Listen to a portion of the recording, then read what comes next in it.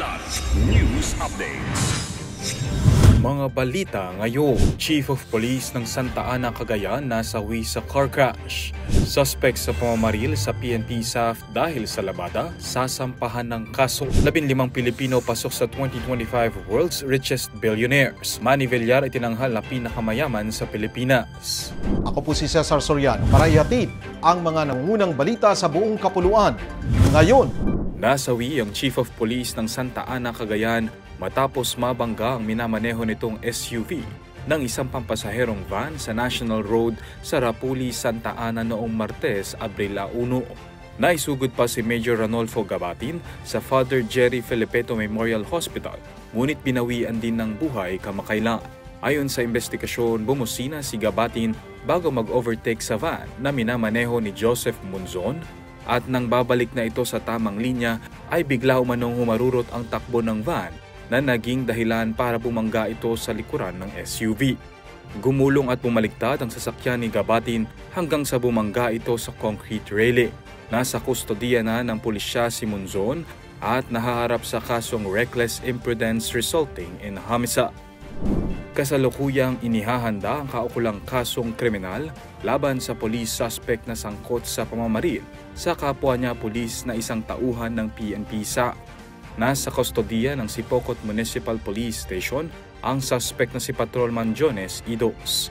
Naganap ang insidente noong Abril 1, 2025 sa SAF Compound Zone 2 Barangay Tara, Camarines Sur. Ayon sa investigasyon, nag-ugat ang alitan sa paggamit ng palikuran para sa paglalaba. Pinagbawalan umano ng suspect ang biktima na ilagay ang kanyang labahin sa loob ng comfort room na nauwi sa pagtatalo.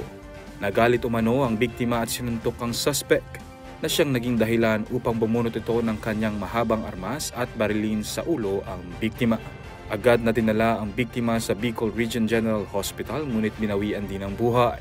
Nagpaabot ng pakikiramay si Police Brigadier General Andre Dizon sa pamilya ng biktima at nanawagan sa lahat na pairali ng emotional restraint at peaceful resolution ng conflict upang maiwasan ang karahasan.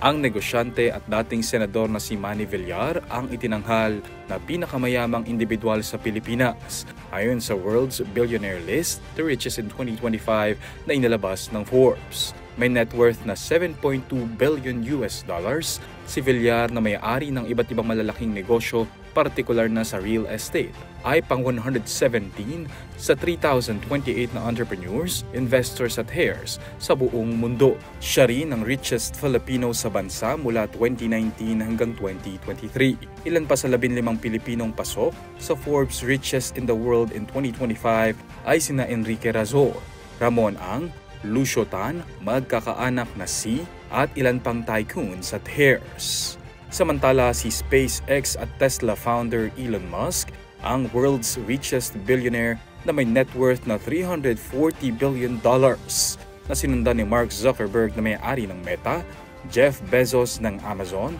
at Larry Ellison ng Oracle. Para sa Kidlat News Channel, ako si Renzo Lenon, nag-uulat. ako po si Cesar Soriano, kasama nyo sa bawat pagputok ng balita.